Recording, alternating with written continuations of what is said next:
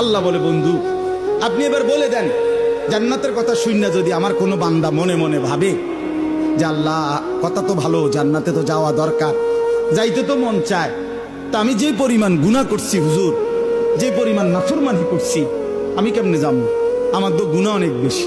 তা আল্লাহ বলেন, নাব্বি ইবাদি আন্নী আনাল গফুরুর রহিম।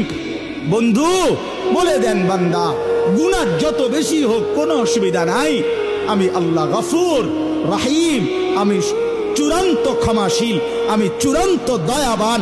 আসমান পর্যন্ত যদি গুনাহ পৌঁছে যায়, কসম আল্লাহর আমি ওয়াদা দিলাম মাফ করে দেব। শুধু গুনাহ ছেড়ে দাও, আমার কাছে ফিরে আসো, চোখের পানি ফেলে মাফ চাও, আর করবা না, ওয়াদা দাও, আমি 90 বছরের গুনাহ একসাথে মাফ করে দেব। মাফ করে দেব। তোমার জন্যই তো বানাইছিলাম জান্নাত বান্দা, আমি রাখতে দিয়ে লাভ কি? তুমি তো দিতেই